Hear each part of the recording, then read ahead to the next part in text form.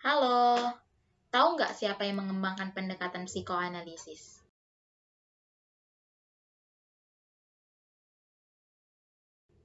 Nah, yang mengembangkan pendekatan psikoanalisis ini adalah Sigmund Freud. Sigmund Freud lahir pada tahun 1856 sampai dengan tahun 1939.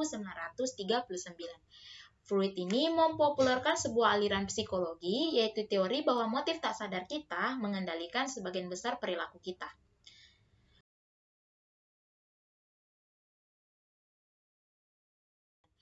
Freud ini mempopulerkan sebuah aliran psikologi, yaitu teori bahwa motif tak sadar kita mengendalikan sebagian besar perilaku kita.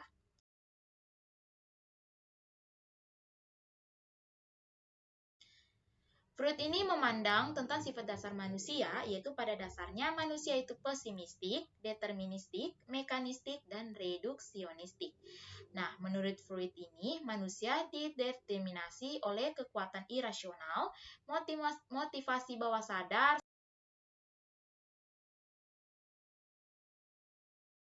serta kebutuhan atau dorongan biologis maupun naluria atau insting.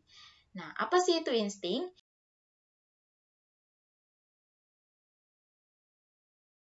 Insting ini pusat dari pendekatan yang dikembangkan oleh Freud. Insting sebagai pertahanan hidup dari individu atau manusia yang dimana berorientasi pada pertumbuhan, perkembangan kita, dan kreativitas. Nah, Freud juga mengindikasikan bahwa tantangan utama bagi manusia adalah bagaimana manusia itu mengelola dorongan agresifnya.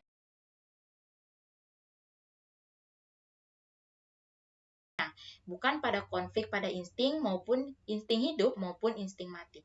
Nah, apa itu insting hidup maupun insting mati? Insting hidup ini disebut dengan life instinct yang mana mempertahankan hidup, berorientasi pada pertumbuhan, perkembangan, dan kreativitas, di mana tujuannya untuk memperoleh kesenangan dan menghindari rasa sakit. Nah, untuk sedangkan insting mati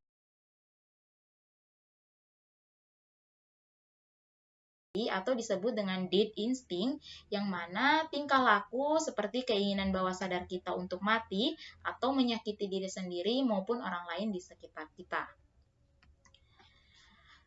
Teori psikoanalisis ini juga mengembangkan konsep dasar manusia itu meliputi psikik determinis,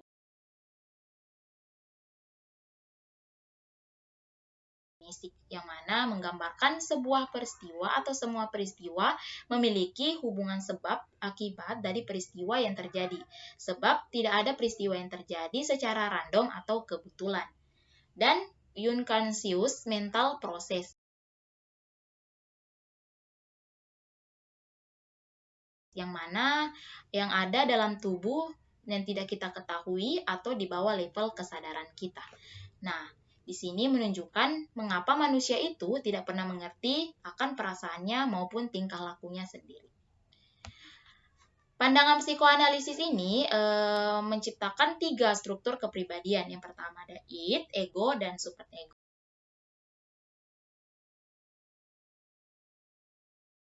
Yang pertama kita akan membahas id. Apa itu id? Id adalah sistem kepribadian yang orisinil, di mana kepribadian setiap individu hanya terdiri dari id ketika dilahirkan. Id ini tempat bersemayam naluri kita di mana sejak kita lahir. Manusia memiliki insting untuk mempertahankan hidup. Nah, id ini menyalurkan ketegangan dengan segera mengembangkan keseimbangan kita agar kembali pada keadaan tenang dan menyenangkan. Kemudian ada yang kedua yaitu ego. Apa itu ego? Ego adalah sebagai eksekutif yang mengatur, mengontrol, meregulasi kepribadian kita. Ego ini mengatur adanya id, superego, dan dunia kita. Ego di mana ego ini mengendalikan kesadaran dan melaksanakan sensor. Kemudian yang ketiga ada superego. Apa itu superego? Superego ini bagian moral individu yang menyangkut apakah suatu tindakan baik atau buruk, benar atau salah. Nah, ego ini mempresentasikan hal-hal ideal bukan real, di mana memperjuangkan kesempurnaan bukan kenikmatan. Yang kemudian ada pribadi bermasalah maupun pribadi yang sehat. Yang pertama ada pribadi yang sehat. Nah, menurut teori psikoanalisis ini, pribadi yang sehat itu pribadi yang mampu menyelaraskan antara id, ego, dan superego. Nah, sehingga dalam pribadi sehat secara utuh, manusia itu tidak mengalami masalah yang berhubungan dengan kecemasan. Karena ego bertindak secara rasional dan bukan secara irasional. Nah, ciri-ciri pribadi yang sehat menurut psikoanalisis adalah yang pertama, ego bersifat secara realistik. Dan yang kedua, dapat menggunakan struktur kepribadiannya secara efektif. Dan yang ketiga, mekanisme pertahanan dirinya bersifat efektif. Kemudian ada pribadi bermasalah. Apa sih itu pribadi bermasalah? Nah, pribadi bermasalah ini apabila dalam dirinya terjadi ketidaksinambungan antara id, ego, dan superego. Maka terjadi kecemasan akan masa lalu dan ketakutan akan masa depan. Nah, memiliki pertahanan diri tidak baik secara sadar maupun tidak sadar akan mempengaruhi perilaku kita atau tindakan kita secara nyata. Nah, ciri-ciri pribadi yang bermasalah menurut psikoanalisis diantaranya, jika terjadi kecemasan pada dirinya, maka serta jika mekanisme pertahanan dirinya tidak berfungsi efektif.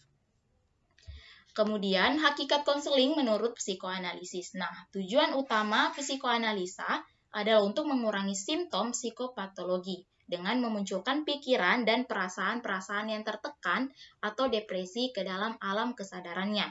Dengan kata lain, membentuk kembali struktur kepribadian konseli dengan menggali kembali hal-hal yang terpendam dalam alam kesadarannya sehingga menjadi bagian dari alam kesadarannya.